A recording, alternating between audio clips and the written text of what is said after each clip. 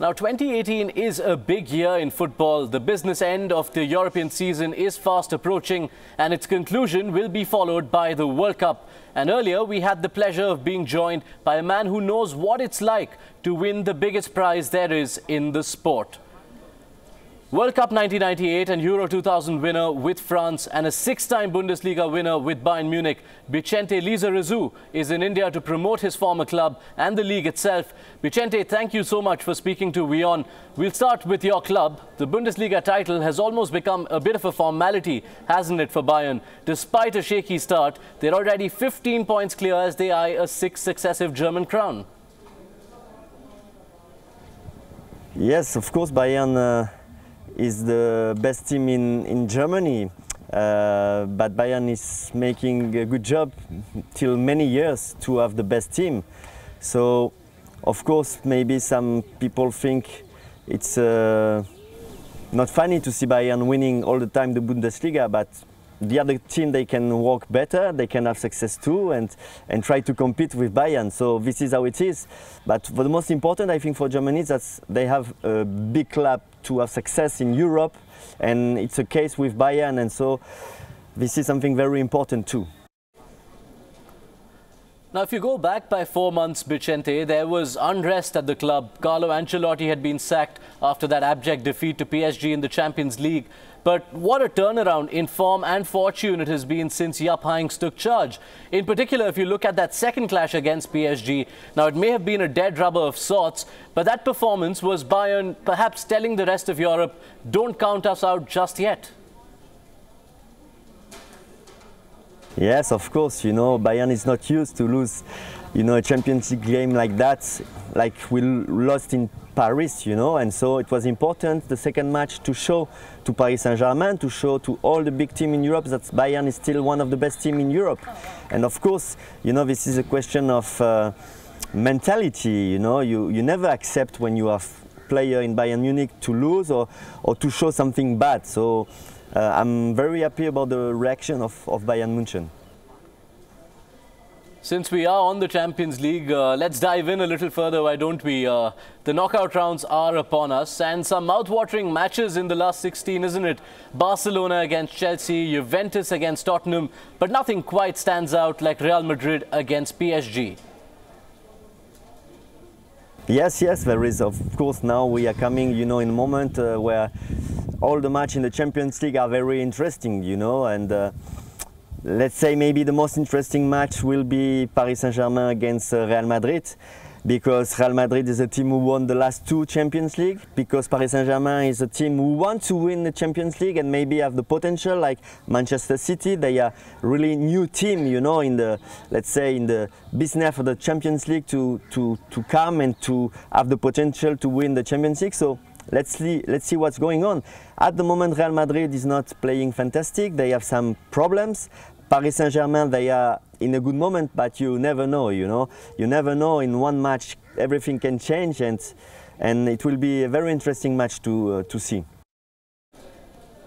Now, I know, Bixente, it's a dicey stage to try calling the competition, but if we were to pick your brains on your favourites for the Champions League crown this year, who would you name? Well, there is a lot of possibility. Of course, you have the traditional club like Bayern, Real Madrid and Barcelona. And let's say that at the moment, the new club I told, Manchester City and Paris Saint-Germain, they build strong team, they invest a lot, in the last 2-3 years. And they will be able to win the Champions League. But they have the player right now, but they don't have the experience of all the historic clubs. So I don't know, one day they will win the Champions League. I don't know if it will be this year or not, because you need something special, to win the Champions League. Okay, so that's that on the club football front, Bixente, but this, of course, is the year of the FIFA World Cup. You know what it feels like to lift that golden trophy. Before we prod you on your picks for Russia 2018, how about we jog back down memory lane? It's 20 years since your moment of glory with the French team. How well do you remember that campaign? I can't believe, because it's very difficult to win a World Cup, as you know. But to win the World Cup in your country, it's more difficult. As you know, Germany in 2006, they reached only the semi-final. Brazil in 2014, they reached only the semi-final, and because you have a lot of pressure in your country. So this pressure can help you, but also this pressure can give you a lot of tension. And we made it, and we won in our country, which was amazing and incredible difficult. And so 20 years after, I have to say, first of all, every day French guy, French fan come to see me and say thank you very much for that. So it's like something incredible in the heart, you know, to have this feeling. And then it's a big pleasure, you know, when we meet each other, the player who won the World Cup, we are proud of that. And so it will be something till the end of our life. Lots has happened in the 20 years since France won that World Cup, but perhaps the greatest shock of these last 2 decades, Bixente, took place just a few months ago. Italy will not be at a World Cup for the first time in 60 years. It's a huge blow to the tournament and not just the Azzurri alone. Yes, of course, it's a pity that Italy is not in the World Cup, but this is football, this is how is the game, you know, and the World Cup will continue, you know, but of course Italy is like historical team, you know, of World Cup, and it's always better to have such team like, you know, you have Italy, you have Germany, you have Brazil, you have France, you have a lot of team who means a lot in the history of World Cup. But this is how it is. At the opposite end of the spectrum, Bixente, are Germany, defending champions and the team to beat. They showed at last year's Confederations Cup just how ridiculously good their bench strength is, but no team winning the Confederations Cup has gone on to win the world title the following year. Can they be the team to finally break that jinx? Yes, of course, Germany can be the winner of the World Cup. They are one of the favorites. From my point of view, there is like maybe 4 favorites. You can put Germany, you can put France, you can put Spain, and you can put Brazil.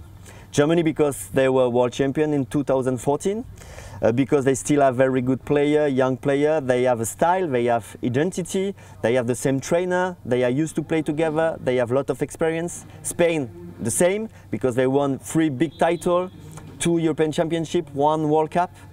And Brazil, because they have now player becoming in the top like Neymar, like lot of player in Brazil, and this team, I think, they want a revenge of the World Cup in Brazil, where they lost against Germany. As you remember, it was a disaster, and so maybe they will have the power and the energy to do something. And it's a long time that Brazil didn't win anything in the World Cup, and this is historical team, you know, so they have this potential to win. And then the last team, it's France. France is a very, very good team, very talented young player. So they have the energy, they are young, but maybe the little problem France can have is they don't have too much experience to play together.